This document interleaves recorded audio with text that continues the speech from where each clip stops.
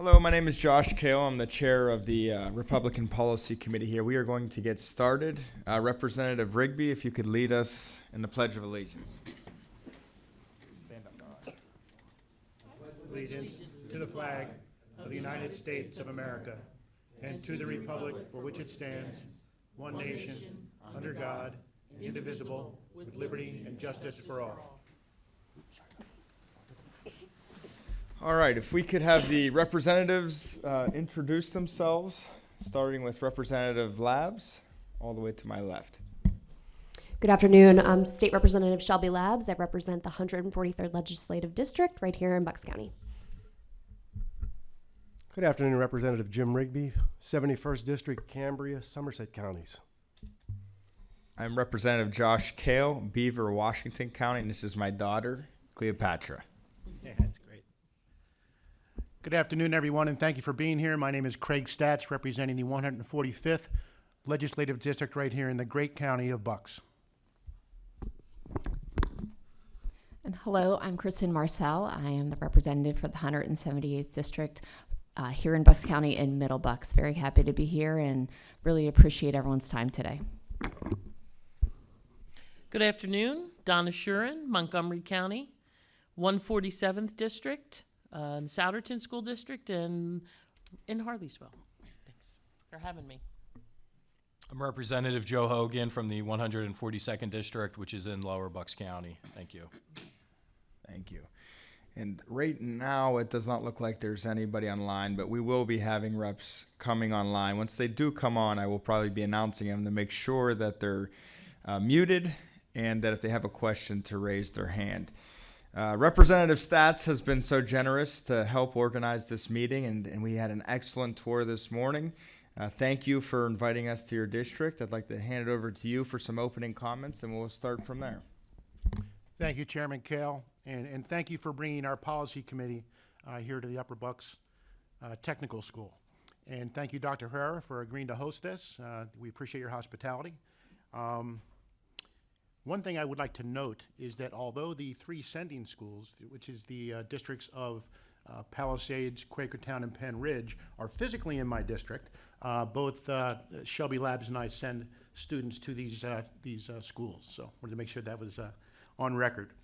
So I said earlier, in my role on this committee and in my role as the chairman of the Career and Technical Education Subcommittee of Education, I thought this would be a great opportunity for us to hear from the career and technical education community and hear about the successes and also the challenges that you're having out here. So I look forward to today's testimony. We look forward to getting the testimony on record and then some good dialogue with some questions and answers. So thank you. Thank you, Representative Statz, and thank you for your leadership on these issues. I got to say, there's usually not consensus on much in Harrisburg, but one thing that there is consensus on is this type of education. Unfortunately, I don't believe that the rhetoric matches with what we're willing to do as far as investments go. And if we want to get serious about career and technology education, if we want to get serious about employers and meeting the needs of employers in this Commonwealth and keeping our kids in this Commonwealth, we need to get serious with funding. That's the bottom line. Budgeting is nothing more than priorities, and we need to set our priorities straight with the needs of the Commonwealth, with an education that's grounded in reality. Touring this facility earlier today was very, very impressive. Doctor, thank you for allowing us to see that. That's exactly the type of education that we need to be seeing more of across this Commonwealth and more of right here in Bucks County. So without further ado, we have two panels today with two testifiers on each panel. The first panel is Career and Technology Education Opportunities. The testimony is from Dr. Herrera and also from Rich Mateus. So, Doctor, if you'd like to begin, and we'll go from there. If you could keep it 3 to 5 minutes, and we'll open it up for questions from there. Thank you. Thank you for those kind words. Distinguished members of the hearing committee, I'm Dr. Michael Herrera, Executive Director of Upper Bucks County Technical School and former National Fellow for the Association of Career and Technical Education. For over 100 plus years, career and technical education has continued to be an educational framework connecting students to careers, CTE programs emphasize rigorous and relevant academic curricula enriched in high-demand skills for success in the workplace. As a chosen national representative of the largest educator organization for CTE teachers and administration, I've witnessed the transformative impact of high-quality CTE programs in my role as an educator, workforce development professional, and advocate for CTE. The Association for Career and Technical Education helps tackle the teacher shortage problem, providing quality professional development and connecting students to industries and businesses. To recruit and retain qualified CTE teachers, we must remove the many barriers they face while transitioning from industry into the classroom. As a national fellow in the ACTE Region 1 area, which includes a 15-state consortium, I organized a conference earlier this month at Upper Bucks County Community College and here at the Technical School. Over 120 secondary and post-secondary teachers, administrators, and nationally known keynote speakers attended. We received such praise as UBCTS and PA represents one of the best CTE centers nationwide. Glad for a tour. What you witnessed today, glad to see the enthusiasm and smiles on our students' faces. Your students were amazing. The professionalism and knowledge about their programs were outstanding. We need to focus on the success of centers like UBCTS and provide the support and resources they desperately need to continue to expand high-quality programs. Our success stems from the Pennsylvania Department of Education CTE Plan, Perkins Act, and our relationships with business and industry. High-quality programs like offered at UBCTS address the skills gap in transitioning from school to work, leading to national competency certifications, higher degree attainment, higher lifetime earnings, and engage and motivated CTE graduates with many career options. High-quality CTE programs are gateways to all economic sectors in the 21st century economy. Career and technical schools are geared to meet the needs of and graduate a skilled workforce for local businesses and industries. Our students enter the workforce into high skills occupation with a family sustainable living wage and unmeasurable satisfaction. Here are some key points that support the importance of CTE programs. CTE programs address the skills gap, that is the gap between what the skills employers need and job seeker skills, by providing students with technical knowledge and employability skills. Our programs lead to higher earnings. Students who complete CTE programs earn more than those only with an academic high school diploma. CTE makes educational content actionable towards the student's aspirational goal. CTE graduates also enter and complete post-secondary programs at a higher rate than non-CTE cohorts. In fact, according to the National Center for Educational Statistics, individuals with an occupational CTE credential earned on average $5,000 more per year than those with only a high school diploma. Our students here leave with multiple industry-recognized certifications. Our programs provide valuable career opportunities for advancement and growth. Many skills are transferable and immune to AI displacement. Most are not resourceable to low-wage countries. We have a video in my testimony hearing directly from the students that you've got to witness and see how proud they are to be at the technical school. CTE centers help reduce the student debt burden, offering shorter and more affordable education pathways than traditional four-year degree programs. As a public institution, we significantly reduced the $1.75 billion student loan debt after high school.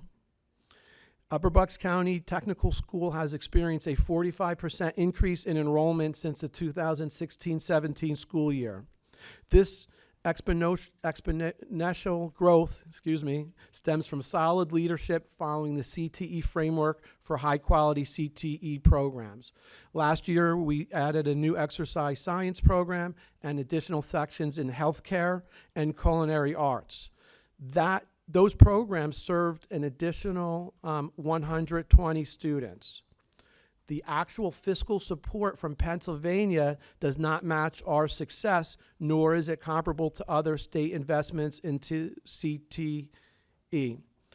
According to recent research from the Keystone Research Center and the PA Budget and Policy Center, Pennsylvania ranks 36 out of the 50 states in high-quality CTE participation. Emboldened by success and student and parent aspirations, we have plans to expand next year, hopefully to add a new computer networking and cybersecurity course connected to our local Bucks County Community College if given the opportunity and funding. As required by the CTE framework, our goals and mission is change to meet the challenges of the new workforce of the 21st century and the high demand from our parents and students. I am here today to ask your help to relieve the financial pressures that deflate the aspirational dreams of our students and parents. There is no excuse for keeping an academic skills mind from in-demand relevant CTE programs. Unlike most stagnant academic curricula, our programs constantly change to meet industry certification requirements and the soaring development of new technologies and concepts. Over 200 businesses collaborate and redefine our programs annually through our occupational advisory committees. We must continue to support the efforts to expand and improve access to all students. We positively impact the economy. This year alone, 116 students worked 39,423 hours, earning a total of $589,768, showcasing the impact and success of this program. Our School to Work program is top-notch.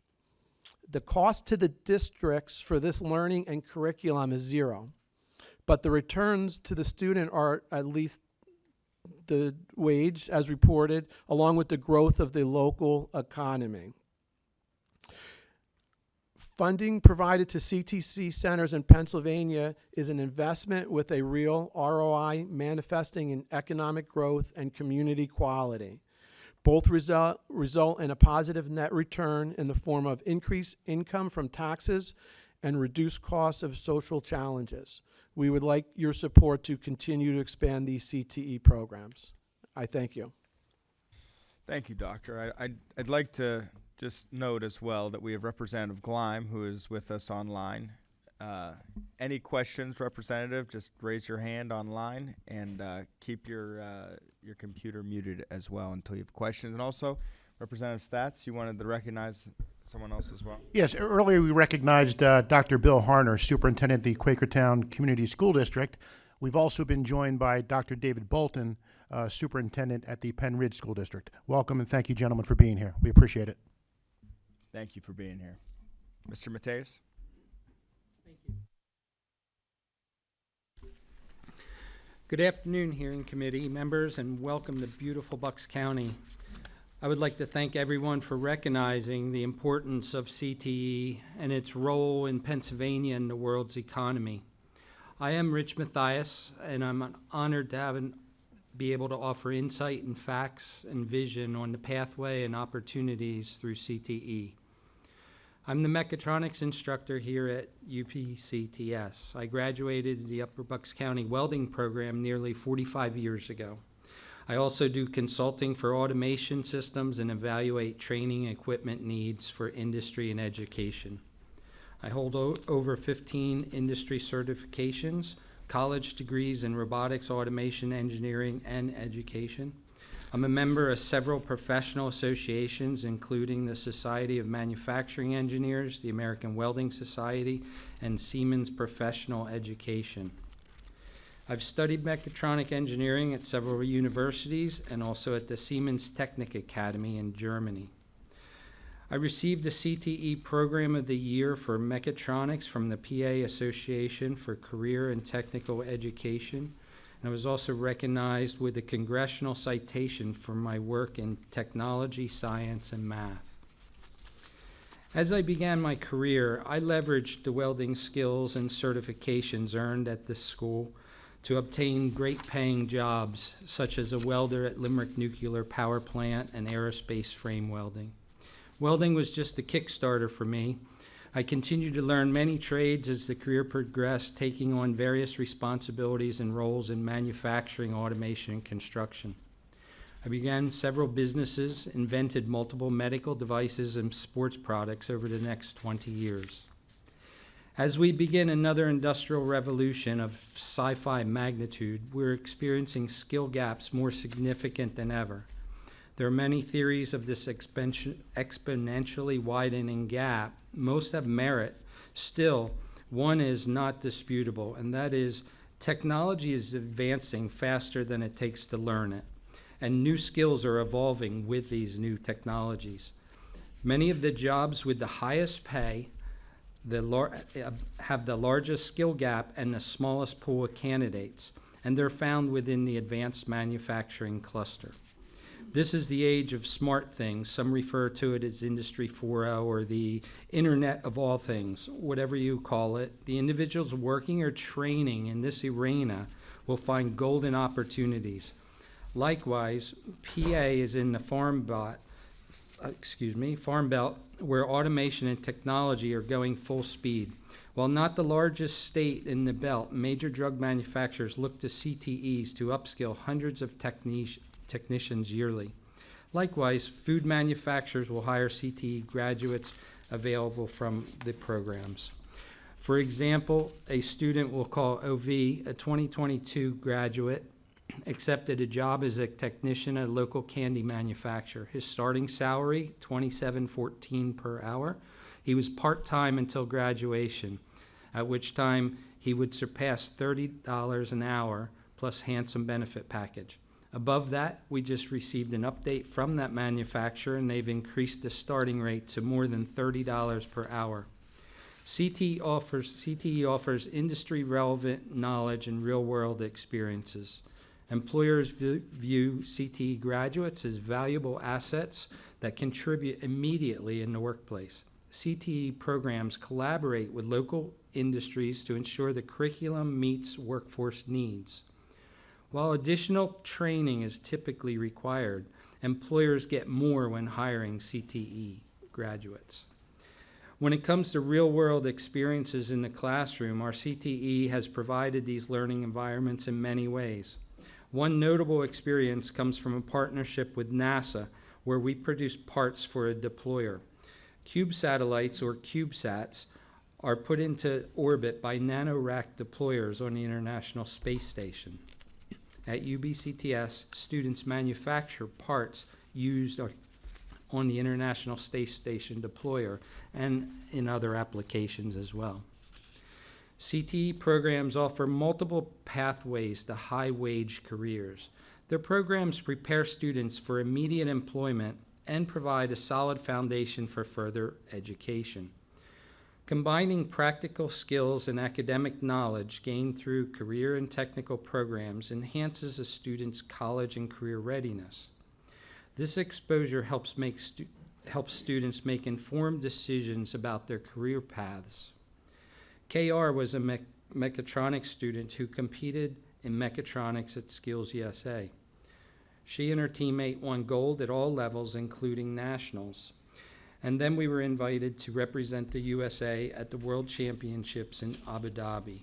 She earned a FNUC programmer certification at CTE and was offered a full scholarship at Rutgers University, where she recently graduated with a degree in industrial systems engineering. She now works in Lancaster area as an industrial engineer and with no debt. CTE programs aim to equip students with practical skills directly applicable to specific industries, or professions. These skills make them job ready and increase their employability and earning potential. Additionally, technical programs foster an entrepreneurial mindset that encourages students to think creatively, develop problem-solving skills, and explore innovation within their chosen industries. These entrepreneurial skills can open doors to opportunities for self-employment and leadership positions. AS completed his mechatronics CTE program 10 years ago. He now owns a machine service company and automation that employs multiple employees and works throughout Pennsylvania. CTE programs play a crucial role in addressing the skills gap and meeting the demands of the labor market. By training students in high-demand fields, CTE programs help bridge the divide between education and industry, ensuring students are equipped with skills the employers need. This alignment between education and workforce requirements directly leads to employment opportunities. attended a mechatronics program and before graduating was offered a job at a local food plant. He accepted and quickly became a lead technician and then a supervisor. Now, 9 years later, he's a special projects engineer, manages the projects, many over $2 million. CTE is very expensive as the programs embrace technology and adapt their curriculum to include the latest advancement in relevant industries. This may involve incorporating emerging technologies, software, and equipment used in the field. By providing students with hands-on experience with cutting-edge technologies, CTE ensures that graduates are well prepared to work with the tools and systems commonly used in industry. However, we have no profit gain from selling our finished goods.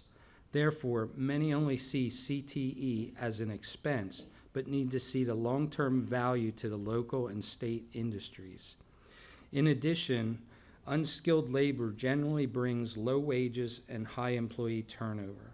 When CTE graduates enter the industry as qualified employees, they immediately start earning family-supporting wages, allowing companies in Pennsylvania to prosper. Without this pipeline of young employees, local businesses would rely on those unskilled laborers, requiring considerable training and then the high percentage of failure. By actively engaging with industry, analyzing labor market trends, providing professional development opportunity for educators, incorporating work-based learning experience, integrating technology, and continuously evaluating our programs, CTE programs ensure they remain relevant to the industry needs. The dynamic approach that these students develop, the skills, knowledge, and experience necessary to succeed in the ever-changing job market. In addition to technical skills, CTE programs also emphasize developing essential work ethic soft skills such as teamwork, communication, problem solving, and professionalism. Employers highly value these skills in the industry and contribute to career success. Overall, CTE provides students with practical skills, industry-relevant knowledge, increased career opportunities, college and career readiness, career exploration, personalized learning, soft skill development, and an entrepreneurial mindset. These benefits equip students with the tools they need to succeed in their chosen careers and pursue meaningful opportunities in the market.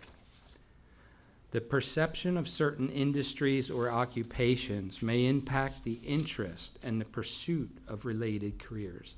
Some industries, such as manufacturing and skilled trades, have faced challenges attracting new talent due to misconception about job prospects, work conditions, or perceived prestige. This can further exacerbate the skills gap in the industries. CTE was viewed below their academic and those who attended. This misrepresentation has come to another barrier to our solution. We must do more than recognize the need for CTE pipeline. We must have a vision and a plan to support the entire process and showcase the fantastic outcomes a career education can lead to. Thank you, panel. Thank you. I'm going to open it up to questions. I'm going to ask a question myself out of Sure. the gates. I just wanted to start by noting that when I became chair of this committee, one of the first things that I did was try going around to the state and talking to major stakeholders in the state, including job creators and employers across the board. And whether it was in southwestern Pennsylvania, where it's energy related, or this part of the state, or northeast or northwest, there was one consistency. Well, there was two consistencies. First, everyone's complaining about the permitting process in Pennsylvania, which is just a huge problem for development and growth. The number two issue was workforce development. And what they really meant was two things. One, or the people are just, the population just sometimes isn't there to meet the needs of a local employer. And two, more pertinently, that we're not training kids today in relevant industries. We're not having an education that's grounded in reality, meaning we're not educating kids to meet the needs of employers within the Commonwealth. We have a lot of really solid universities, and I'm not looking to disparage our universities whatsoever, but I think a real problem we have is that we're exporting our top talent because these, worldwide universities, renowned universities, are sending kids across the globe, where our employers here in Pennsylvania need help as well. And that's why I'm very pleased to see the work that you guys are doing here. My question to you is, it's clear to me that employers, there's definitely a demand for your services from employers.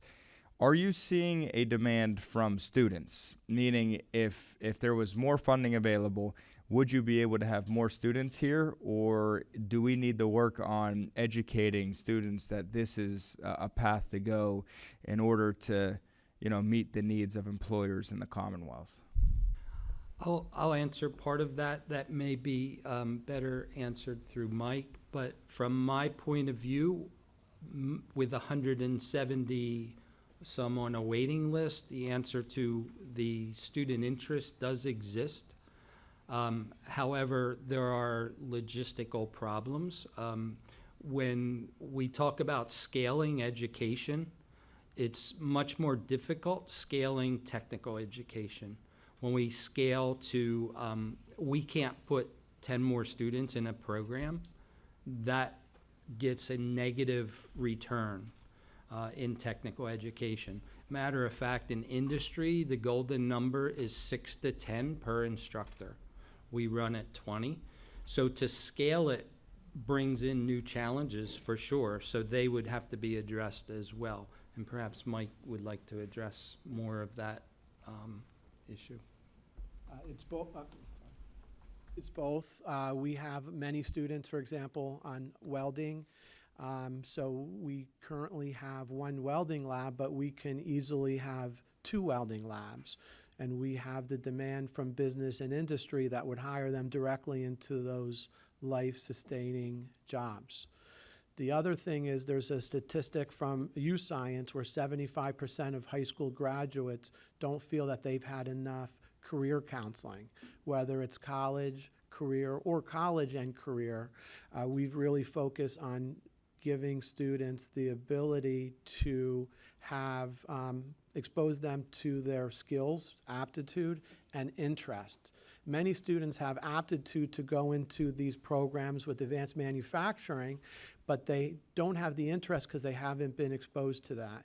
So we've taken a proactive approach. We work very closely with our sending schools to provide tours from 6th grade all the way down to the elementary schools. When we asked students, when I started, why do you go to school? And some students would raise their hand to learn, and that's the custom answer. And then there's one student in the back, and they would say, to make money, right? And you're coming to the career tech school because they get it. So we have to really attach, and when we talk about enrollment and choice, making sure that students are aware that it's very important that they make the right decisions early on that's going to help them with their career path. And there's programs and there's science out there that we can do a better job of that. Thank you. If I could go ahead. Yeah. continue one, Representative Kale. With the point being that when you're faced with a problem, the hardest time to fix it is when it's there. We have this problem, it is not new, the workforce development issue. The challenge is that now it is a need and our vision wasn't there. So we are currently fixing something that's behind us. So that is truly the challenge. We need years to promote the workforce, to put enough students into it, and the challenge is in front of us. So I would offer that we not ignore that the challenge may be difficult to fix or to address, but without vision of continuation, we won't fix the next problem that's going to follow this one. Thank you. I have one more question, and it might be better for our superintendents, and maybe I'll ask them after. But I wanted to ask it here because it's something that always comes up, but I could never quite get a handle on when we're talking workforce development, and that's this incentive that is put on school districts, whether it's the grading of the district by a state agency or federal agency to send kids to college. And to have that be the driving force for how a school is graded. And I personally believe that's unfair for school districts. I think we should be looking at productivity and using that as a grade to measure maybe 5 years after school where students alum are 5 years after and what their productivity level is and things like that. But where are these standards coming from? From where are they coming? Is it the state standards that are being placed on school districts? Is it federal standards? I've heard it noted by a number of different organizations, but I can't quite get a handle on where it's coming from. Mike, do you want to take that? PDE has a lot to do with this. I can't answer the question specifically. I know about 15 years ago, schools were graded on how many students they entered in college. And we've done a lot of advocacy to count careers, apprenticeships as options. So I think right now, as we're beginning to see the importance of merging education and economy together, staying away from those silos, that there's multiple pathways, each of them important for student success. Yad? No, I'll pass on this Okay. one, thank you. Representative Stats. Thank you, Chairman Kale, and thank you, gentlemen, both for your testimony today. It's very helpful. You and I, Dr. Herrera, have had many conversations about funding. We heard about it today in our tour. We've heard it in your testimony. So for the benefit of everybody up here, what are your sources of revenue? The majority of our funding comes from the local school districts, and there's a small percentage that comes from the state and a small percentage that comes from federal and the Perkins Act. Yeah, thank you. It's always about the funding, right? The other question I have, and I've heard this, I think, every time I've come to visit you, and that is the challenges you have with teacher recruitment and retention. Could probably both of you can speak. I know you speak to it very well because you're living it. Yes. Maybe you want to take this one. Sure. And if we were on the tour, we heard from many of the instructors that have very highly qualified in their professional field prior to coming to teaching.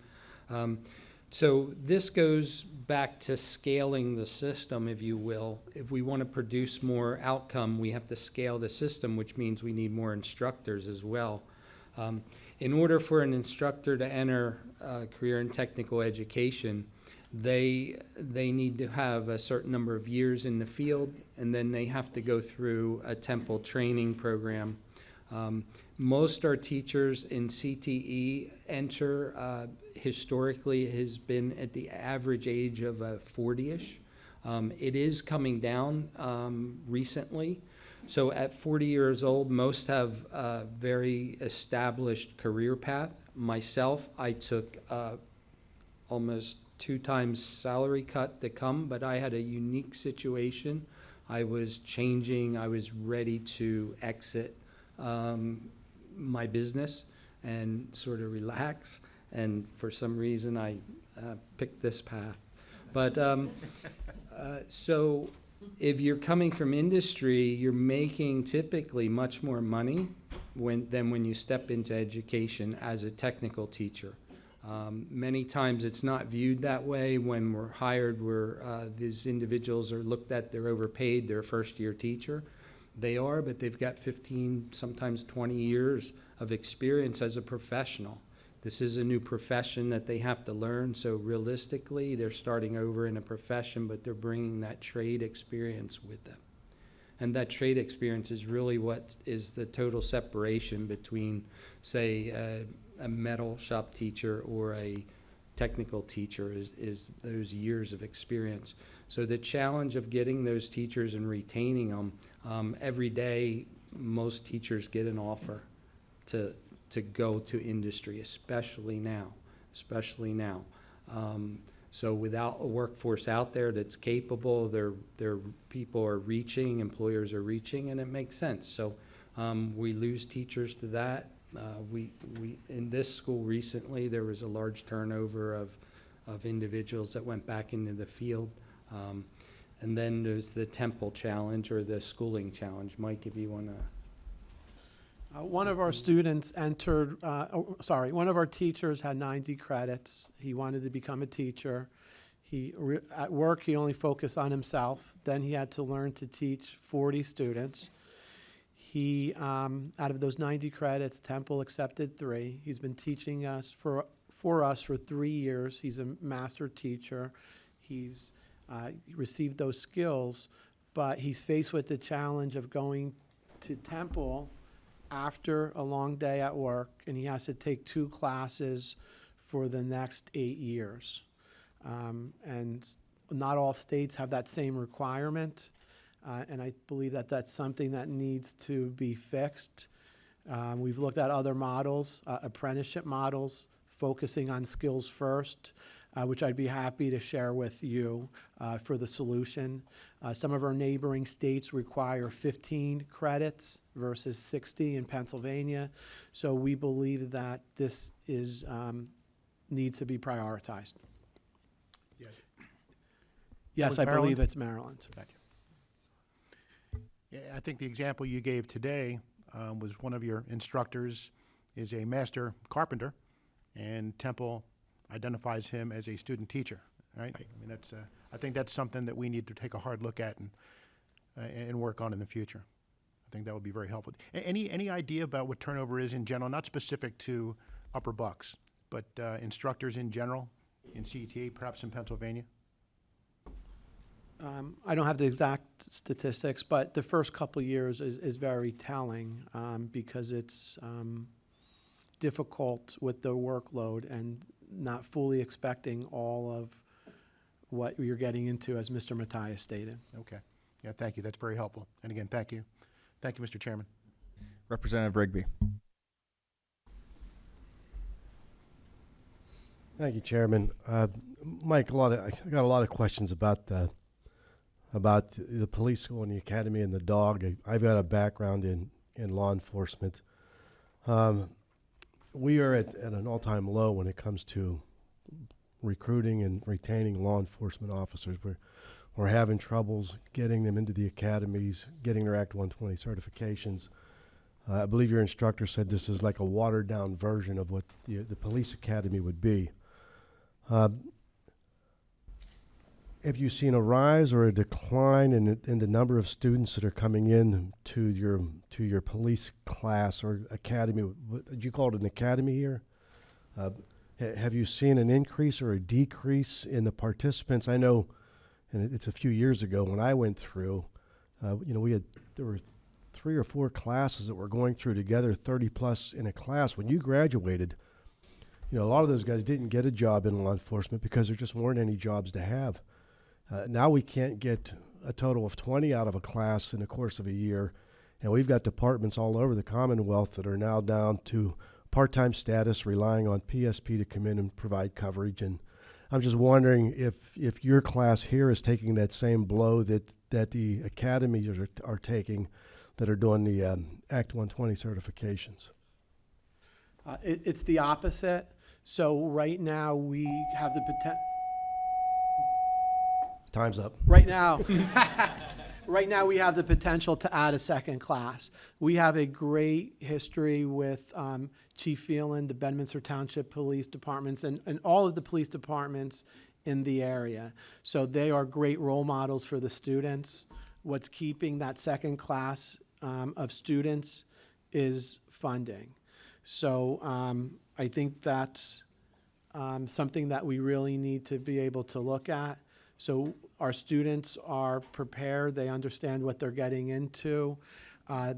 We're also looking at creative ways for staffing. So I'll give you a good example. In a number of our programs, we have facilitators that help support the students and the teachers in the programs. Working with our local police departments, we said, when you're off duty, would you consider being a substitute or a facilitator, being a role model in our programs? And through our partnership, we are looking to put that together for next year, increasing the number of students with another really qualified adult role model in that program for space to be able to maximize that. So again, it's that community support, the collaboration, and the success of our programs that soon, instead of having 40 students, we'll have 80 students in the program. Is there a nearby police academy, MOPEC Act 120 certified, that they could leave here? You know, in Johnstown, we had ours at the Greater Career and Technology Center, but it really was a night school, so the students really didn't go. It was for those of us that wanted to get into law enforcement. Is there a local academy here for that if your students decide to go into law enforcement, or will they have to travel somewhere to do that? I'm unsure of that, sorry. I don't believe there's a local one. I think it. I know they only issue so many. There's only so many academies within the Commonwealth, and they're spread out pretty far. And my last question: how many of your students, or do you know how many of your students go into law enforcement after going through this class?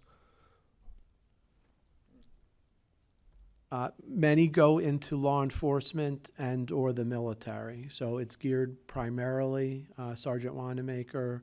We have the military that comes in every Friday, and it's not a direct entrance into law enforcement because there's a post-secondary degree, but the majority of the students will go into either of those two career paths.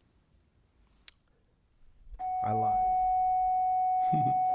All right, my time's up, I guess. The dog, Stella, the 8-month-old, beautiful dog.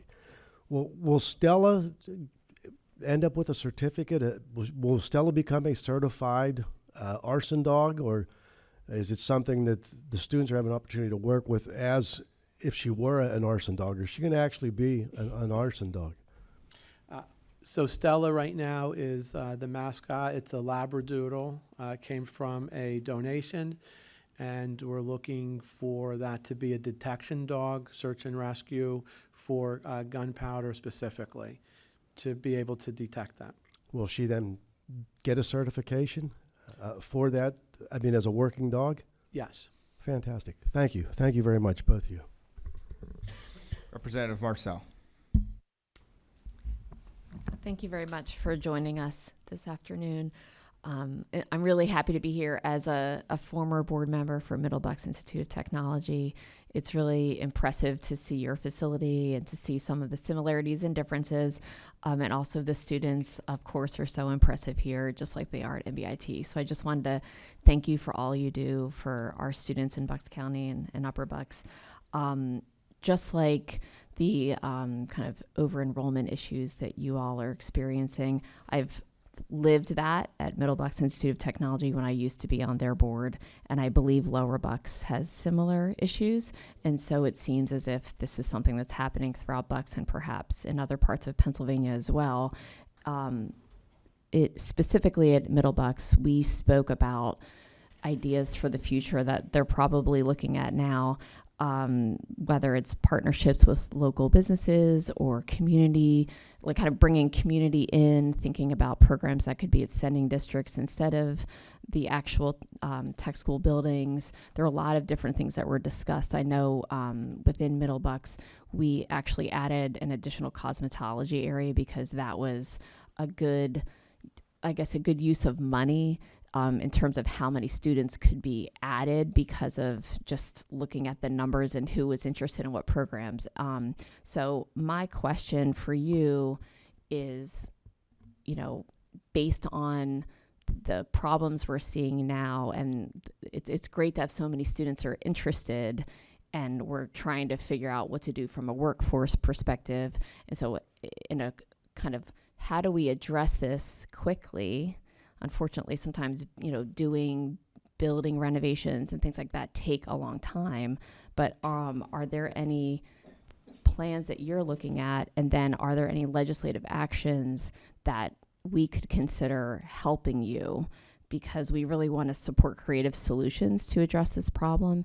And it seems like it's something we should be addressing sooner rather than later. So just was hoping for some thoughts on that. Thank you. Sure, absolutely. So we're partnering with a lot of private organizations. We have representatives from the Associated Builders and Contractors that they were looking for training needs, decommissioning Harleysville.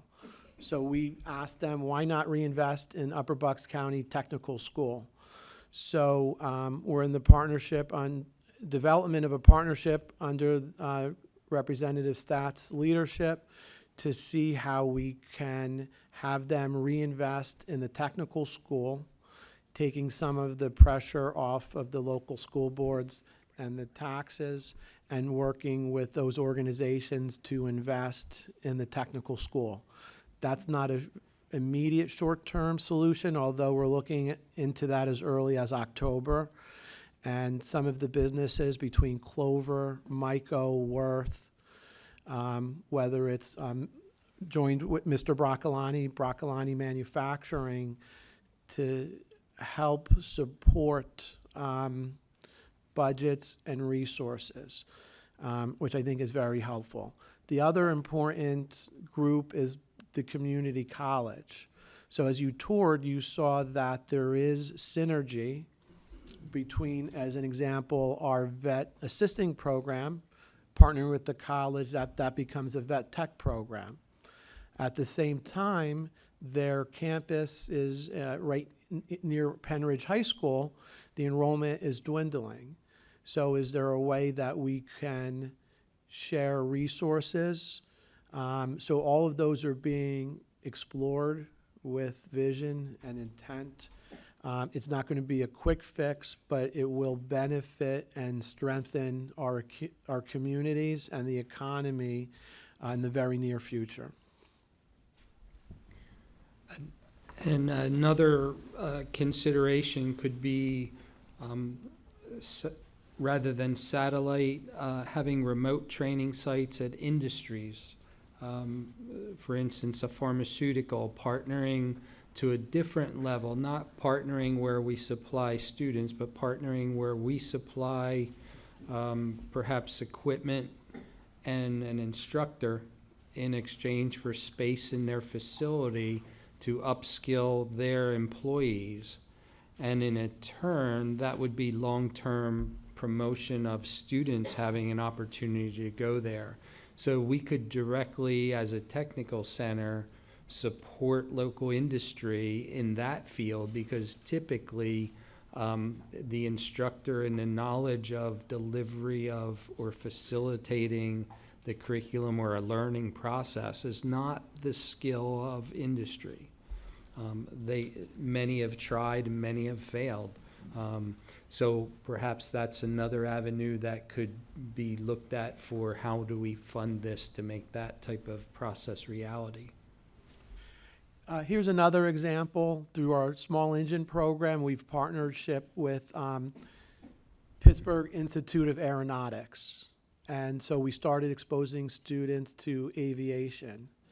Mr. Young, one of our instructors, presented at the ACTE Region 1 conference with Piedmont Airlines. Upper Bucks County has a strong partnership with aviation mechanics with Penridge Airport. So I recently had a phone call with Mr. Brink about the possibility, and Pennsylvania Department of Ed, who just started approving aviation programs, whether that's mechanics or transportation, logistics, and distribution. So we have the need. We can partner with PIA, Piedmont, Mr. Brink, speaking with Bucks County Community College, looking to start something similar. Now, how do we turn that into a reality with funding, but multiple sources? And that's where we really need your help to help us connect those dots and turn that into reality with jobs and a premier program. Thank you so much. I really appreciate those thoughts. And I know a number of folks within the Bucks delegation would probably love to talk to you all further and some of the other schools within our county so we can come up with some ways we can support you in those efforts. So thank you so much. Representative Labs. Thank you, Mr. Chairman, and thank you both for your testimony today. As Representative Stats had mentioned earlier, I do represent a portion of 2 of the 3 sending districts. So I am always so impressed every time I get the opportunity to come and tour, and it's wonderful to see the students in action and see your programs and the great things you do here. So thank you for that. I'm going to speak on the topic that we've spoken a lot about today, which is workforce development. We've spoken today. We speak about it a lot in Harrisburg, which is how to grow and keep our workforce here in Pennsylvania, which is something you guys are doing very well. So as far as partnering with the community and businesses, how many businesses do you partner with, and how do those partnerships come to be? Do they seek you out based on the programs that you offer here? So that's the first question. And second question, and what is your job placement for students that complete the programs? How many are going into the industry after they graduate? I'll take the second one first. So in my program, Advanced Manufacturing or Mechatronics, placement is about 100%. My previous school, I had a similar situation. We were always right around 100%. As well as... That's upon graduation from here? Yes, graduation from the technical school. Wow. Right directly into employee. And most of those, many of those are earning close to 6 figures, anywhere from $60,000 to $100,000 starting rate. So they're family sustaining wages. That's in the advanced manufacturing. That's the highest demand field right now, of course. So the way as I did it, what my speech is to get recruits to, and speaking to families, is CTE is a leveraging tool. Personally, I think every student should go through CTE as a part of their formal education. If we had that process, we would have a lot more options when things don't work out. CTE offers exit points. So, so students that want to go to work, they go to work, they have a skill. They also then have the opportunity of having employers pay for higher education, reducing individual debt. I went through all of my education without a cent of debt by leveraging my skills along the way. Even if it's not your end goal, having that skill is the tool set that you need. I call it backpacking. You have to backpack your skills, and you put every skill and every piece of knowledge in that backpack. You never know when you'll need it. So they will graduate, they'll go into industry. Some, as my examples, some chose to continue, go on to engineering and become professionals. Others are still making, that money. To put a little bit of the dollars and cents into perspective, the one student last year, he left rounding up to $30 an hour as part-time. So he's going to have 5 years of $100,000 of income. He's going to have $500,000 of individual income, and his peers that chose to go directly to college are going to have somewhere around $100,000 of long-term debt. In order to pay off the $100,000 of debt, there's going to be continued time. He's like the CTE, if they're in a high-paying job, they're likely to be far ahead for the next 20 years, especially in our current economy. So the debt that's carried at home is significant to Pennsylvania. And also, it's not saying that college education isn't the path. It certainly can and should be for many, or will be for many. But carrying that debt, there are options. And if we had CTE and an inclusion of their education, then we would be able to go to the restaurant on Sunday because maybe they'd be open, because they'd have people that work there. And maybe our companies wouldn't be sending things overseas because they just can't put out enough with their current people. So we would have that bridging, that long-term vision. That's where we're lacking. Thank you. Thank you. Representative Shuren. Thank you. So great tour, fantastic facility. My question's pretty straightforward. You might have thrown out number one when you said advanced manufacturing. I was curious to know what the top 3 industries are that are requested here in the building, and the percentage of the children that get their top request, or do you actually steer them into a second or third choice? So either one of you. Thank you.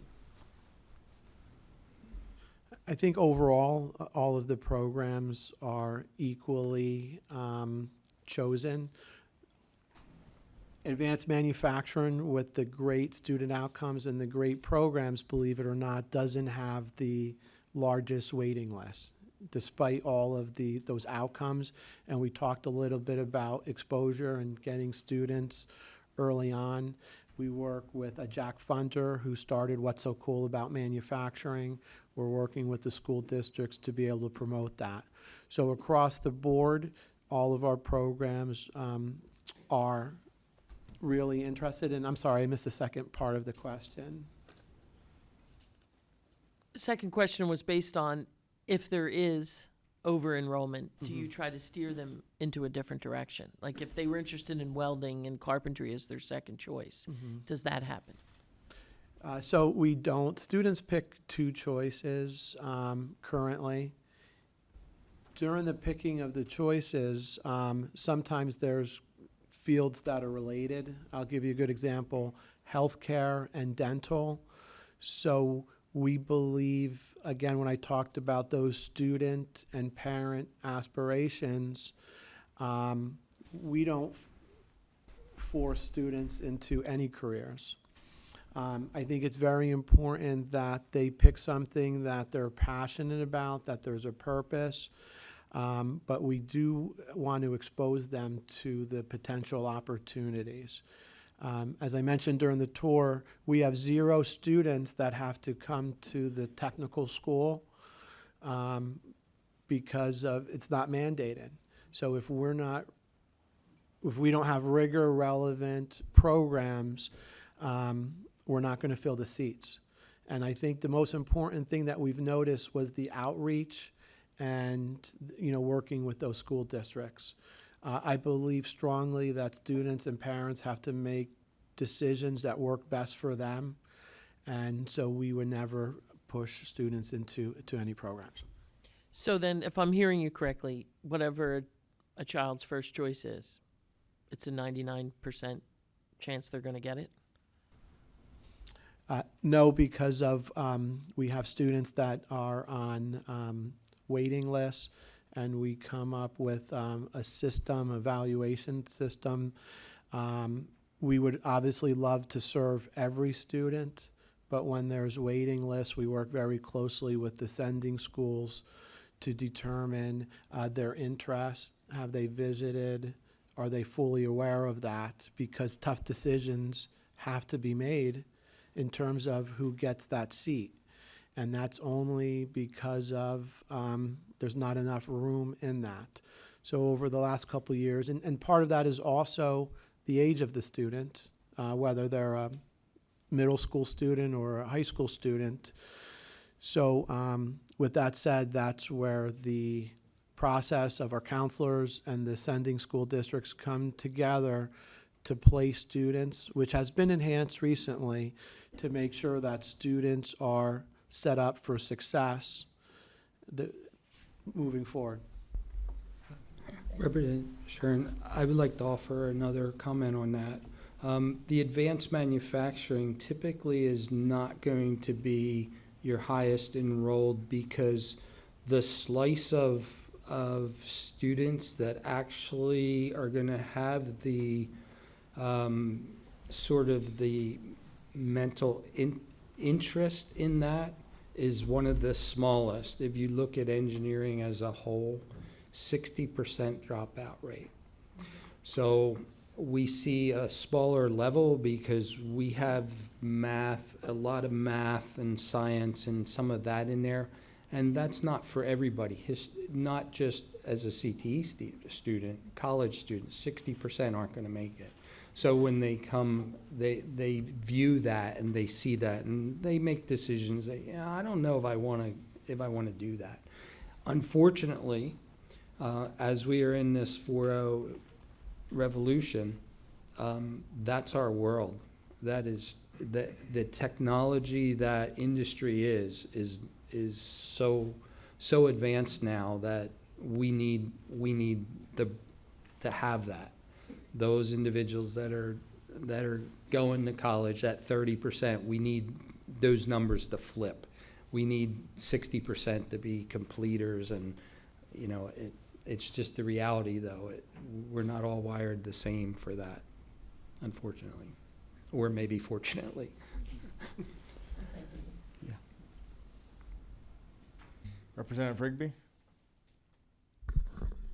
Just a follow-up to the question. We toured a CT, I think it was a year ago, and one of the statements that caught me off guard was they were telling us that they did have students that came in under electrical, and once they got into school and they saw what was going on in carpentry, decided to change up their career path. Do you experience that here? And if you do, is that a problem knowing that you have waiting lists? Like once you get a student in here, do you have students that decide, or maybe they want to be from dental, they want to go into nursing and make that changeover? Do you guys experience that at the school here? Slightly. Most of the students that get selected in the programs will stay. There's nothing, if we're a 4-year school, sometimes students have the option of taking 2 years in a particular program and then switching.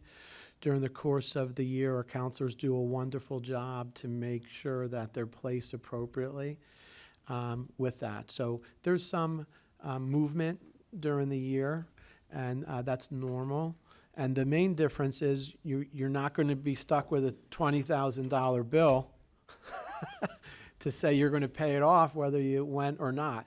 So that's all part of the process, and that's the benefit and value of going to the career tech schools, where it's also seeing what you want to do, but it's also learning that this may not be for you, and that's okay. And we'll work with you, and we'll find that true passion and what you would like to do next. I just didn't know if it would pose a problem when you had mentioned about having a waiting list of students to getting into certain classes, and once they're already here. But I'm glad to hear that they do change up and go into the career they want to get into. Yeah. Thank you. And Representative Rigby, my program is one of the programs that has a higher change rate in the first semester. Typically for the things we talked about the first semester, they might see the book and they get into it and they're like, this isn't a good fit. The goal of CTE is to find that fit. Additionally, with that being said, we need completers. We need those that will finish the program as a complete state, not just participants.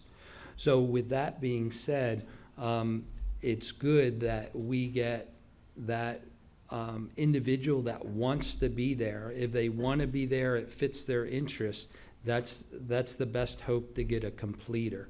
Because one that's not a completer, as far as industry goes, or articulation credits, or advanced placement, has no relevance other than you've got a piece of paper. So. Thank you. Any other questions? Go ahead, Representative Hogan. Thank you, gentlemen, both for your testimony and actually the entire community. Your hospitality today has been great. But one of my question is really, we toured a lot of programs that when the student graduates and goes into the private sector is going to require some state level certification or state level requirement for them to enter that field. And I wanted to just kind of get the general sense of what your experience is with the state and working to make sure that when the students do graduate from these programs, that they are basically workforce ready on day one, that they're not, that the state's preparing them, that the state's working with you to make sure that the proper entry level certification is being met, those requirements are being met, and they're working to make sure that those students graduate prepared. Okay. In the advanced manufacturing group, for welding, they work with the American Welding Society for some standards there, and the state doesn't really have any state mandated requirements. And typically, most advanced manufacturing does not have state mandated certifications. Matter of fact, in some instances, that's part of the problem with the education being parallel at different institutions, because there's not an industry-wide acceptance of those needs. So in advanced manufacturing, no, students are job ready based on the surveys and our feedback from our industry partners through our advisory committees that keep our curriculum as is needed locally. So for the advanced manufacturers, that's what I will comment on. Mike can certainly comment on the others that I'm not familiar with on the state level. That's very similar. So we focus on local and regional businesses to drive our curriculum and serve their needs. Pennsylvania has industry recognized certifications. Those are important. But the success of our students in the workplace and the companies that hire, one local company right now is hiring 4 students on co-op and Indian Creek. So again, that's it's more locally, regionally defined. Okay, thank you both. And just as a follow-up to an earlier question, I believe Representative Stats had asked broadly about some of the struggles with recruiting and retaining teachers. One of the comments was some of these education credit requirements that are required. Are there other issues that, in your experience, where the Department of Education or some other agency could be better working to help you address this teacher shortage crisis? I know the House has voted on some measures in the last couple of weeks, but I'm wondering if there's other more process-related things that we could help get qualified people into the classroom at a quicker pace. I think the state is focusing on getting more teachers. We would like to see the career tech centers and the Bucks County intermediate units to be a part of those conversations because we think that we can add a lot of value into, especially we know there's a shortage of teachers. A lot of the tech centers can help prepare that next generation of teachers, and I think we would do a great job with that. We would like to be part of that. In addition, currently, if you're on track to become a CTE teacher, you have one option for your university, and if you are south of Route 22, you're going to go to Temple University. If you're above it, you're going to go to Penn State. They're the only 2 options. They certainly hold CTE new teachers somewhat, I don't want to sound they have all the cards. There's no flexibility on scheduling. There's no flexibility on anything. I went through the program a long time ago, 25 years ago. I had 190 some credits. Temple University also, they accepted, we heard earlier, 3 credits. They really accepted none of mine. I had to take all my math classes again. I had certifications in classes that I had to take. I had a Microsoft A++ certification, and I had to take that class again because they didn't honor the certification because it was too old. Those challenges are to all the new teachers. They spend a lot of time preparing for their day, working for the classroom, and then they have to attend to that. It is true, though, that they are entering a new profession, and there needs to be training there. It's just a matter of how we do that. Is there a better way to do it? And I think that is a valid separate panel discussion. There's lots of challenges with it for a new teacher, for sure, including the expense. So we take a cut in pay, and then depending on what school you're at, you might pay 15 or 20 credits out of your pocket before it kicks in to be reimbursed. So not only are you giving up pay, now you're putting out for another college education. So there are definitely hurdles there that when someone comes in, and we interviewed, I was part of the interview panel for a couple of the teachers. We interviewed countless teachers, and many of them, when they heard what needs to be done, they were like, I don't think this is for me. And so those hurdles exist. Thank you. Thank you. All right, I just have a couple of very quick questions. This panel has been excellent, very substantive, and I truly appreciate it. I just had one follow-up question on an earlier question from Representative Rigby. Do other CTEs offer the police program in this area that in Bucks County, or? Yes. Okay, all right. And this might be a better question for Mr. Slifer in the next panel, but I wanted to just throw it out here. Could you, just for the information of the panel and us generally, go through a day in the life of a student, where the day starts, where it ends, how it all works with the CTE program, just for a freshman and from there? Want me to handle it? So my students would typically, they will be bussed in from another district, from one of the sending districts. However, they could be homeschooled as well. I have 4 homeschool students, so they don't take the public school transportation, and they get brought in. So they usually arrive here about 8 o'clock or so. The first session, they'll be mixed in with students of levels 1 through 4. Now, that doesn't necessarily mean grade level, but the grade levels could be in 9th through 12th. Typically, we try to keep the morning with younger students.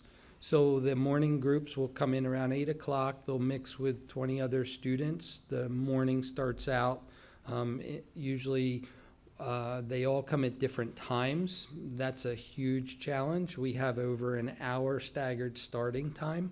So our instruction has to be adapted to that. It's very unorthodox, but we make it work.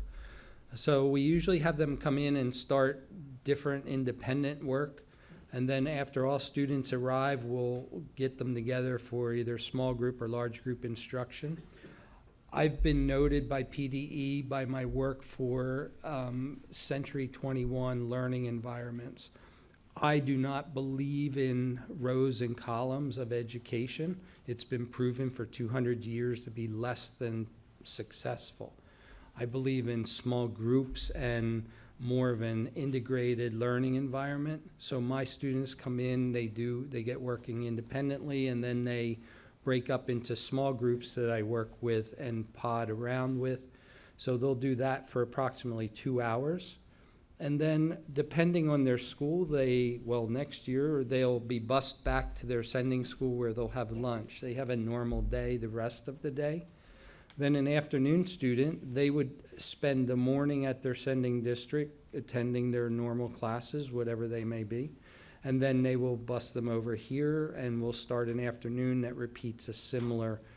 If they're a co-op student, they'll have the opportunity of certain days a week to go directly from their sending district out to the job. They'll spend a day on the job the rest of the day. Some work 4 hours, 6 hours, 8 hours, whatever works and whatever is within the contracts that they have.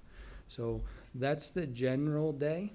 And then the next year, like we said, they're with us over 1,000 hours. We, as instructors in CTE, we generally know our students better than the parents, in the educational sense, if you will, because we get to talk and communicate for 2 hours. They're in the room, come for dinner, they're back in the room, you never see them.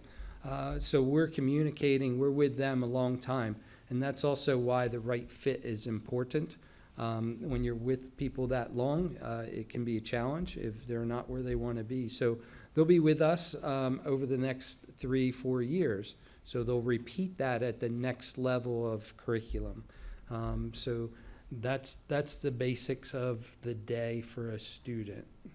Our homeschooled parents really appreciated the equal access, thank you Representative Stats, to CTE. And we're having a growing number of students that are choosing to take cyber courses so they could work more hours and it fits their schedule. And it's the difference between it's no longer vocational education where it's short-sighted. These are students that are doing their academics on their own, that are self-motivated, knowing that they're going to be into a career, that career in technical education is no longer terminal, and they'll be able to continue their education and growth, but they're more in control of that. Do you have cyber students here? Like PA cyber students or something like that? Could they come to? Yes. No, not currently, because if we have so many, we support our sending school districts. Okay. So these are students that would be Homeschooled cyber. or they would be through other means, but not through the where the funding goes to the. Okay. Like Yeah, I was the just PA curious how that would. Yeah. All right. Thanks A for lot of clarifying. the homeschooled students are doing cyber Supplemental, classes. yeah. Through the Okay. school districts. Yeah. Well, thank you very much. I truly appreciate you guys coming up here. This is not normal to get grilled like this for an extended period of time. Your level of expertise and the importance of the issue, we very much appreciate you guys coming in here. You did an excellent job. And we're going to go ahead and move to the next Thank you. panel. Yep.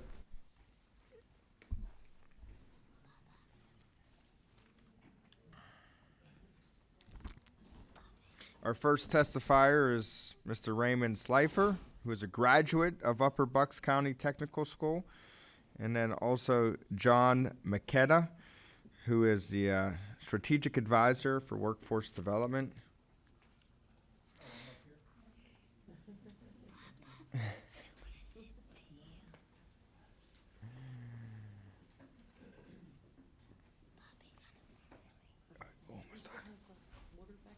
Yeah, there's water, there's coffee. I always appreciate it when we get students to testify. I know this isn't easy. This is a new atmosphere for a student to come into and to testify, but just keep the testimony short and answer the questions as best as you can. And we're here to learn from you and to understand your world and your experience better. So that we can improve upon the current situation as it is. So, Mr. Slifer, without further ado, if you want to go ahead and get into your testimony, and then we'll go from there. Thank you. Good afternoon. My name is Raymond Slifer. I am a 2021 graduate of Quakertown Community High School and Upper Bucks County Technical School. I am also a member of the U.S. Presidential Scholars Class of 2021, which recognizes my accomplishments in academics and career in technical education. The scholarship program selects scholars annually based on their academic success, technical excellence, essays, school evaluation, and transcripts, as well as evidence of community service, leadership, and demonstrated commitment to higher ideals. I was one of 161 high school seniors chosen out of 6,000 candidates, amongst 3.6 million graduating from high school in 2021. Only 20 of the 161 seniors that are selected are for career and technical education, and I had the honors of being the first ever selected in the state of Pennsylvania. I attended Quakertown and Upper Bucks from 2018 to 2021. Upper Bucks was the best choice for me because I got to spend 4 years with the same teacher and the same group of students, which allowed me to grow not just with manufacturing, but as a person too. It exposed me to problems every day that I could use to troubleshoot with my knowledge that I learned in the classrooms. During my time at Upper Bucks, I did many projects and certifications, such as NIMS and OSHA 10 training, which is where I learned how to use manual machines and CNC machines. My first 2 years at Upper Bucks were spent learning the basics and all the safety precautions that came along with machining. My second 2 years, I got to excel upon my skills I already learned and learn new skills such as programming for CNC lathe and mill. From May of 2019 to May of 2021, I was a co-op student at Braccolini Manufacturing Group, which I was at while I attended school. At my co-op, I was exposed to advanced manufacturing. I worked in different areas such as the tool room, CNC machining, and quality. During my time at co-op, I spent 4 days at Braccolini and 1 day in the classroom at UBCTS. In May of 2021, I graduated and was hired as a full-time employee at Braccolini as a machinist. And then, in August of the same year, I was promoted into the junior manufacturing engineer position. I received hands-on training from my mentors and opportunities for additional training such as Mastercam, which I used to program parts for companies all around the world. Due to my learning at Upper Bucks and my co-op opportunity, I was able to enter the workforce with a basic knowledge for machining that I applied and used to excel myself into the engineering role that I am in today. My education journey has led me to become a 20-year-old earning enough to live very comfortably with unlimited room for advancement with no college debt. I enjoy sharing my journey with students who visit Braccolini at our annual Manufacturing Day event, and with those interested in learning why career and technical education is the right choice for students to look to start their future on the right path. Thank you. Thank you. Mr. Makeda? Hello, my name is John Makeda.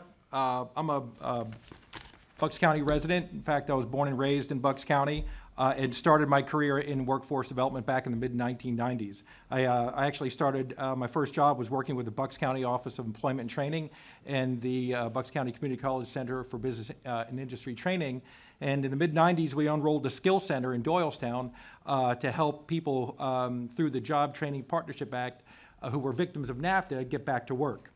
So fast forward 25 years, I spent in the human capital space, primarily working with organizations around talent acquisition, talent selection and development, with deep experience in K-12, higher ed, and corporate learning.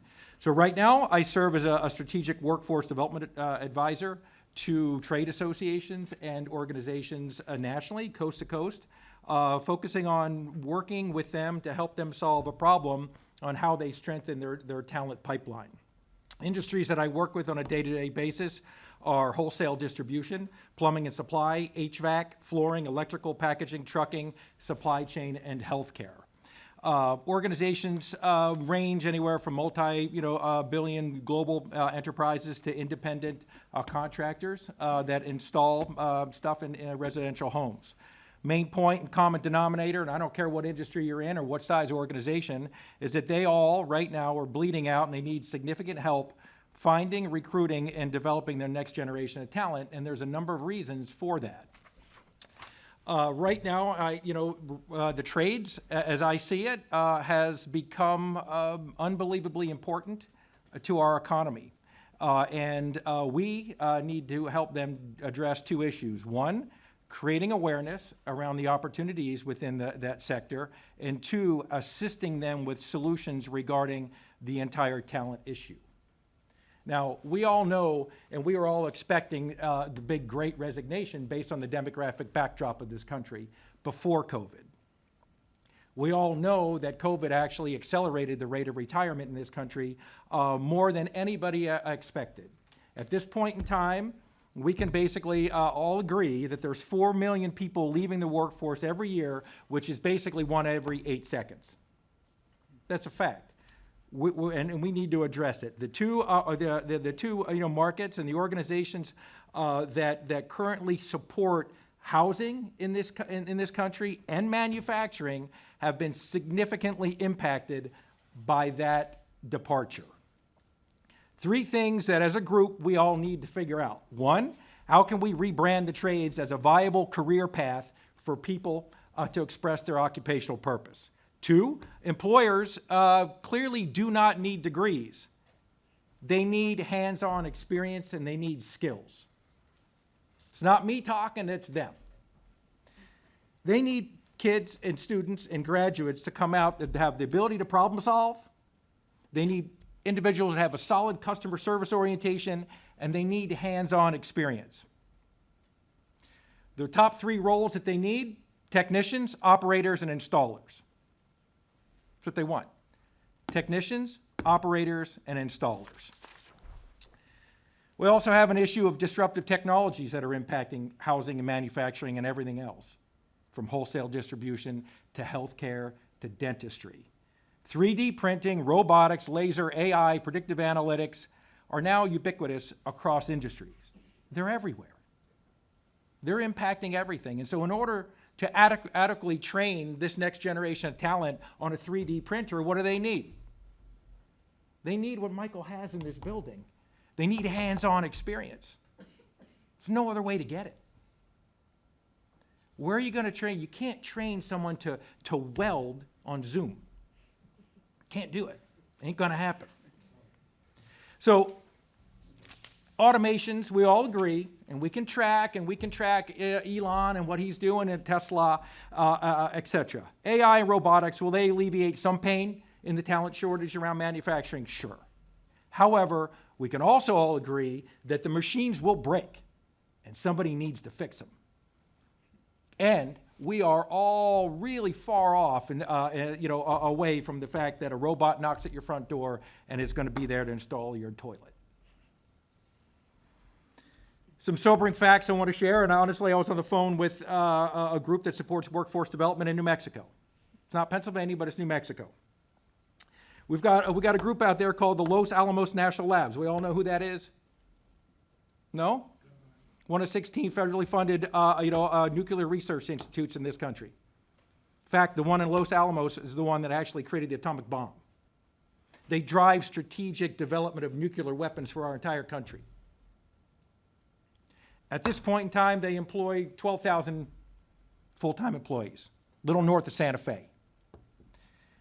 What they're telling me is that at this point in time, they need 1,500 digital fabrication technicians. Digital fabrication technicians are what? People who do 3D printing and CAD. Michael trains that here. They need 1,500 every year for the next 10 years. That's not uncommon. And so the reality is we sit here and we look at that problem. Can we help solve it? Maybe. Can't solve the entire thing. But at what point does that become an issue of national security? And do we have a responsibility to help? The other issue I wanted to share too is that, look, for the last 25, 30 years, not just the United States, but every other country has been basically, gorging themselves on cheap products off the back of Chinese labor. We all know that's coming to an end as well. Manufacturing, is manufacturing coming back to the United States? Yeah. It's not a guess, it's a fact. Onshoring is occurring. Manufacturing is coming back for the United States for a number of reasons. One is the fertility rates from our competitors around the globe. They don't have a workforce like they used to. We're sitting on a very robust, healthy pipeline of heavy lifters, 88 million Generation Y, 38 to 18 years old, and another one just about the same level population coming behind it. The other issue that's occurring that we need to look at a macro level is that our administration signed in 2021 the bipartisan infrastructure bill. We're all familiar with that. $1.55 trillion worth of new investment in this country that's not just going to be designed and deployed to build bridges. It's designed to build bridges to roads, infrastructure, electric, battery, water. We're not going to build that outside this country. 3 battery plants in the state of Kentucky, nuclear subs. So where are we going to get the talent to do that?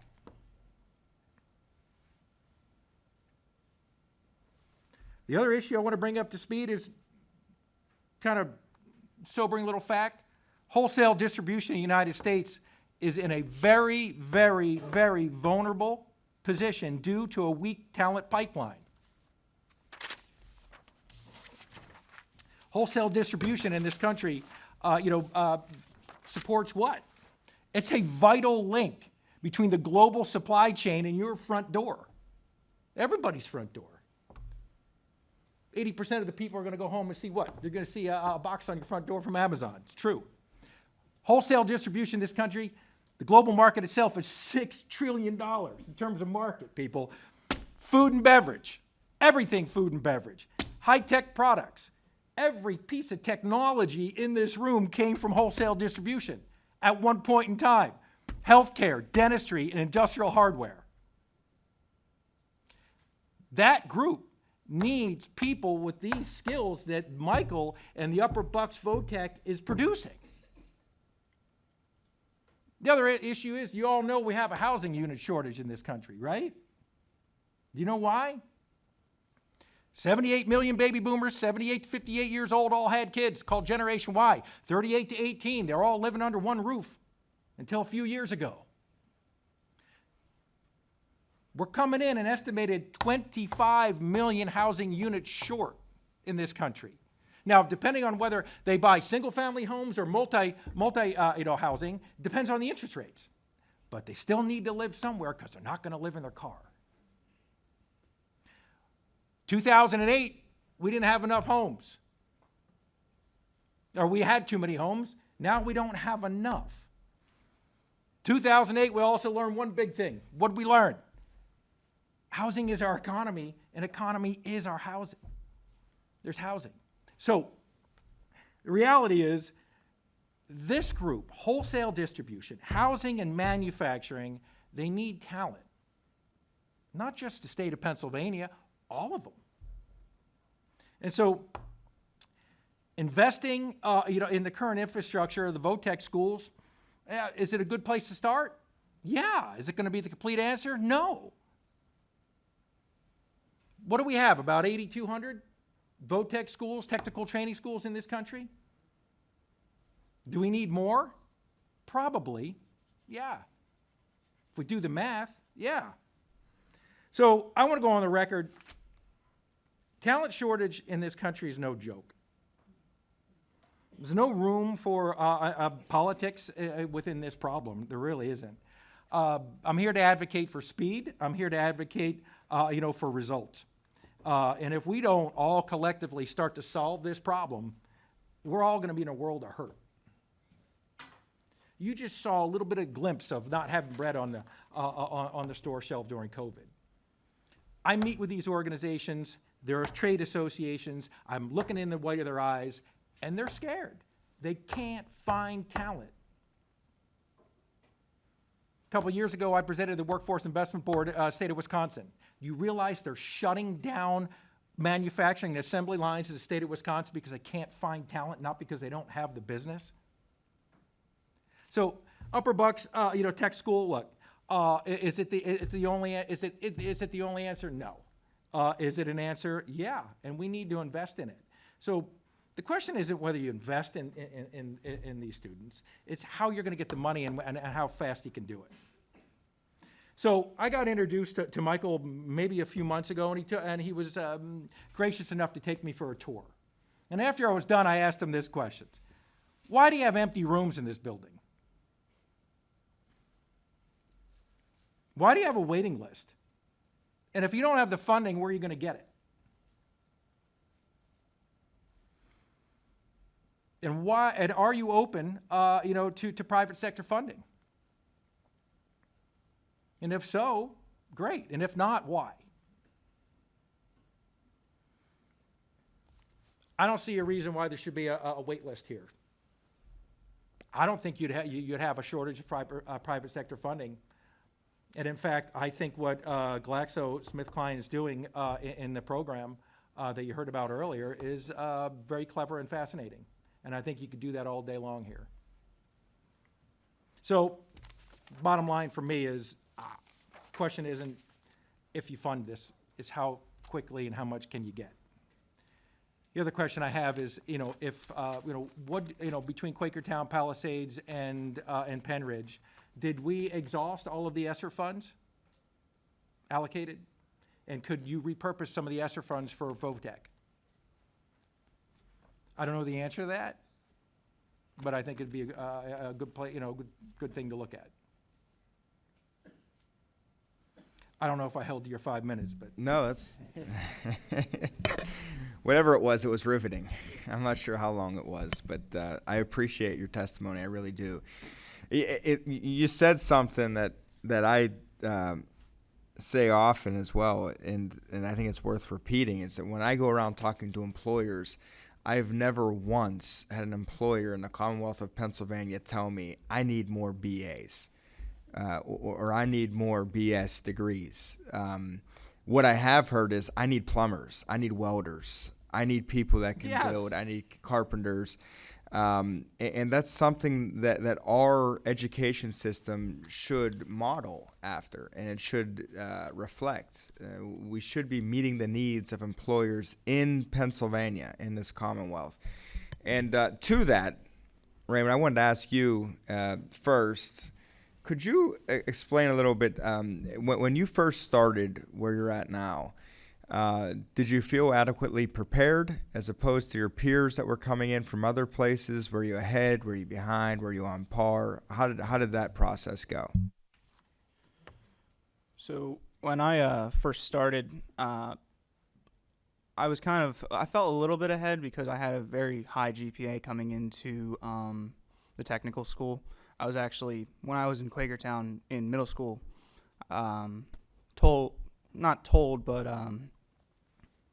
of questioned to why I was going to tech school, because I had almost a 4.1, 4.2 GPA. I basically told them that it was interested. My family are all farmers, so, hard blue-collar labor. And I was very good at math, and I wanted to excel in that field. So that's why I chose machining, with the programming and all that. But at first, I believed I was a little bit ahead. Some of the things maybe I was, some of the things maybe I wasn't. But I know when I went into the classroom, our first project was making a book cover for our textbook. And you'd be surprised how many people failed just making a book cover out of cardboard. It's very difficult, but, it's not technical, but it's questioning, and you're showing your skills right away. But at the beginning, I think everyone kind of started at the same spot. How about when you entered the workforce?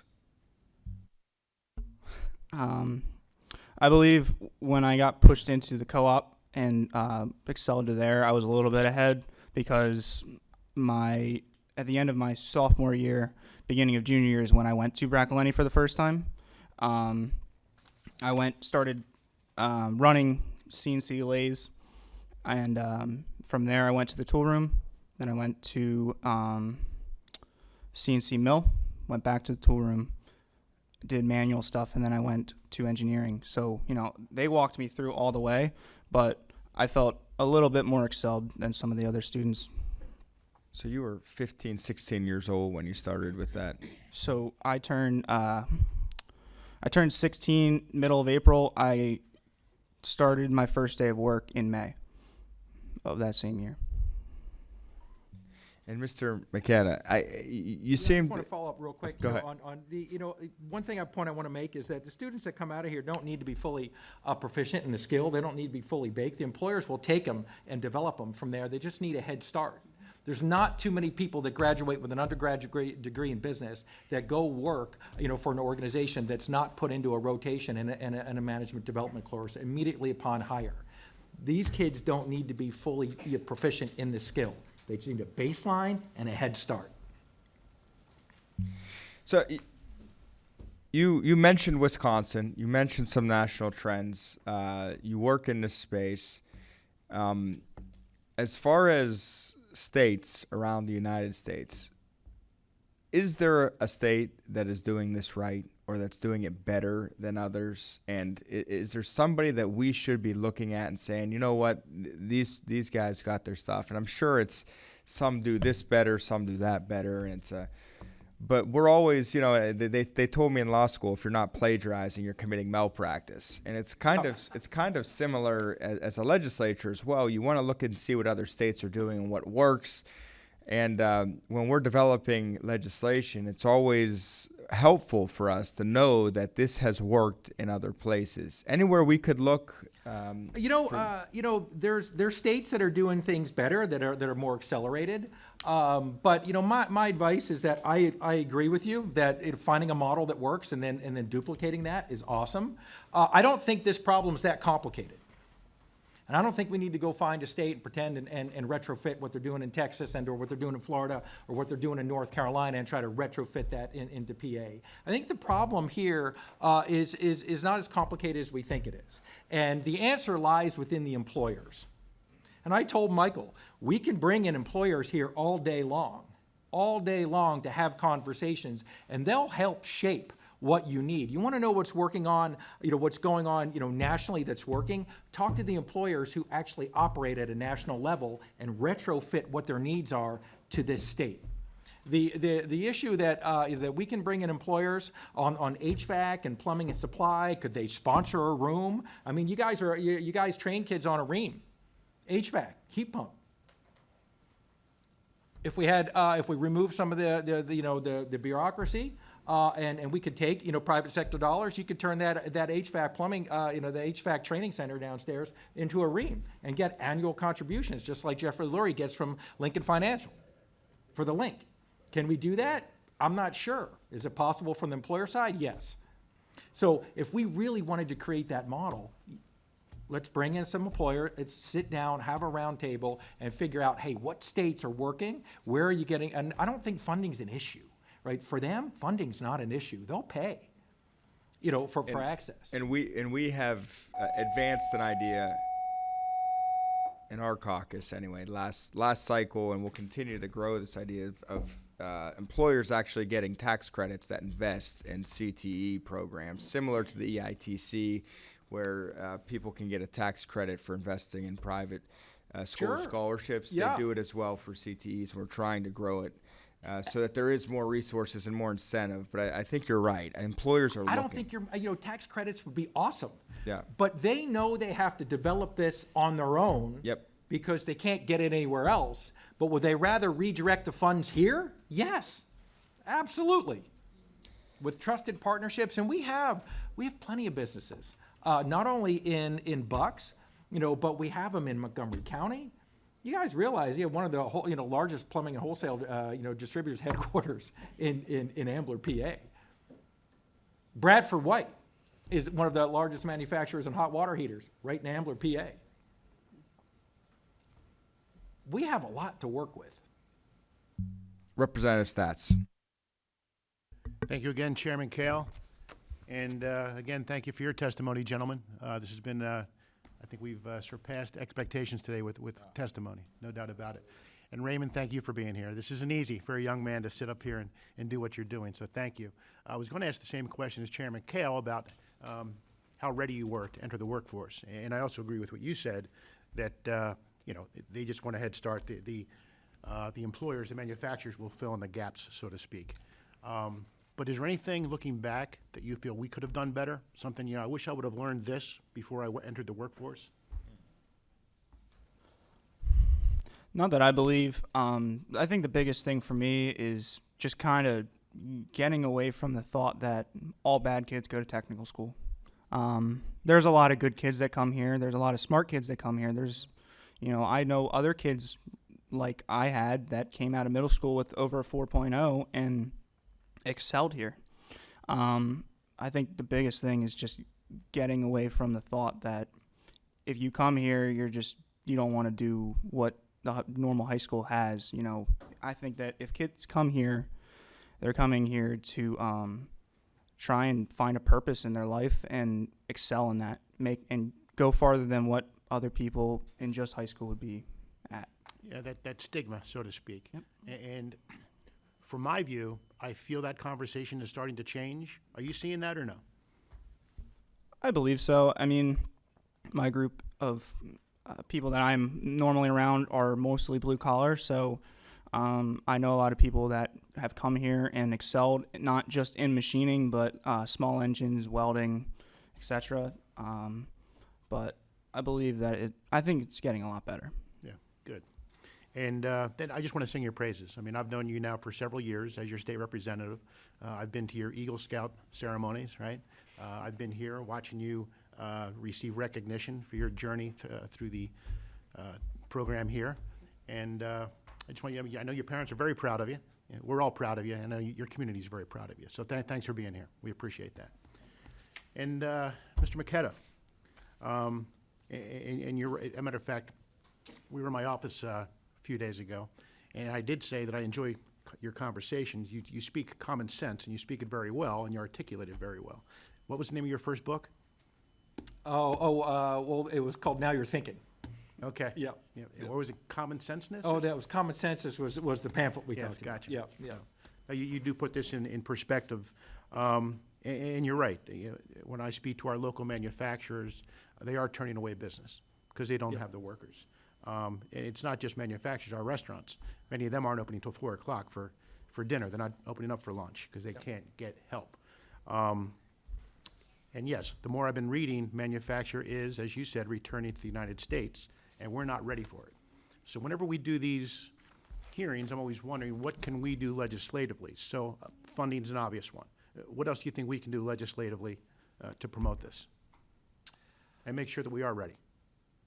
I'm not sure in terms of what laws you can write. I mean, I think you guys have you have a great platform, and collectively, you can help tell the story in a way that a lot of people can't. And so that story needs to be told. The awareness needs to be brought front and center. And we need to rebrand, technical and vocational careers as not only a viable option for actually supporting a family, but sexy and interesting and very important. And so if we can, use our politicians and the platform that they have the privilege of using to do that, I think that would go a long way. Agreed. And I've always said that, students and families need to know that's an option. Yeah. As a society and as parents, we tend to push our kids towards that four-year degree. But I think that students and families need to know that a trade is a viable option. So is a four-year degree, nothing wrong with it. But a trade is certainly a viable option. The military is a viable option. Yep. And kids need to know that those options are out there, they're paths forward, providing family-sustaining jobs, so. But again, And most of these larger manufacturing, if you get in as a skilled, employee, they will pay for your undergrad. that's right. Yeah. So, anyway, again, thank you. Thank you for your testimony. Thank you, Chairman Kale. Representative Rigby. Caught me off guard. Just to follow up to Chairman Kell's question, Mr. McKay, when you talk about private sector funding, are you aware of or what schools or in what states where this is already being done, and with what kind of a success rate has been with that? No. Or is it we should look into doing this? Nobody is doing it, and it's a great direction to take us in ways of, as you said, opening up a bigger shop, adding more things in, and having that. I'm not aware. I'm sure if I put some energy behind it, I could probably find it.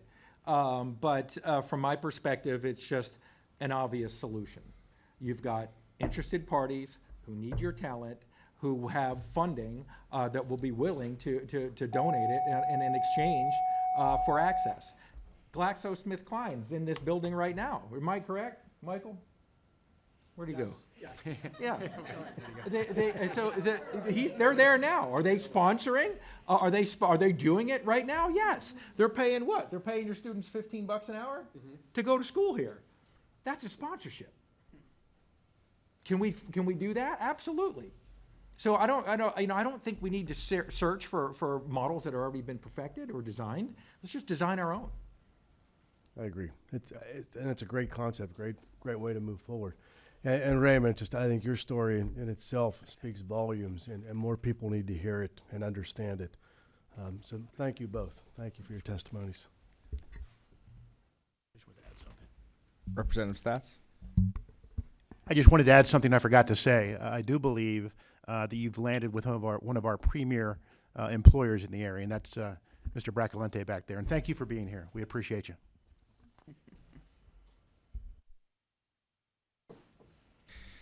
I just want to say thank you to the testifiers. This has been a great day. It's been a good testimony here for this panel and also for the last one. I think it's been very informative. It's been very encouraging as far as, and very much giving us direction as to where we need to go and continue to go. So I appreciate you coming here. I appreciate you testifying. And I'm going to hand it over now to Representative Stats to give some closing remarks, and I'll close it out, and we'll go from there. And it's been a long day, so I'm going to keep this very brief. But again, we do appreciate everybody being here. Again, Dr. Herrera, couldn't thank you enough for your hospitality today with the tour and the lunch and now the hearing. I think it was a very successful day. I think we've learned a lot, some things we can take back with us and see what we can do at the legislative level. But that's really it. Thank you so much for your testimony. Thank you for being here, and thank you, Chairman Kale. Yep. Yeah, and one thing I wanted to touch upon before I do close it out is you had mentioned, Mr. Makeda, about the stigma around these jobs, the blue-collar work, and how we need to start, making it more sexy. In southwestern Pennsylvania, we have a lot of energy production, and a lot of people, taking natural gas out of the ground and sending it all over the place. And I always make it a point to say, because I think it is important, that our pipe fitters, our steam fitters, our guys that are building those pipelines, our guys that are taking the gas out of the ground, they're not just providing for their family. They're not just providing energy at a lower price for Pennsylvanians. They're not just creating security for America through the natural gas industry. They are quite literally exporting freedom, because right now Europe is buying our natural gas and they're getting away from a tyrant in Russia. And it's because of Pennsylvania natural gas, and it's because of those pipe fitters that are building those projects. And that's the same thing in manufacturing. It's the same thing that we're going to see in manufacturing, because the world's eventually going to turn to China as an adversary, and they're going to understand and realize that we need to be building things here in America. Again, I think you're right. We're already starting to do that now. And it's the same thing. It's about our security. It's about our jobs, of course, and also, and I don't need to go on this diatribe, but it's also about our environment, because if we really want to cut down pollution, the number one thing we need to be doing is encouraging American manufacturing and taking away demand from Chinese and India in their manufacturing. So it's a global problem, and we need to start thinking about it globally on a number of levels, but we have the local solutions. And it's really about opportunity for family-sustaining jobs, and it starts with workforce development. So thank you all very much for coming here. Thank you for being here. Our next hearing is Tuesday, May 30th. We will be talking about the challenges faced by our first responders in Lehigh County. It will be hosted by Mr. Chairman Ryan McKenzie. This meeting is adjourned. Thank you.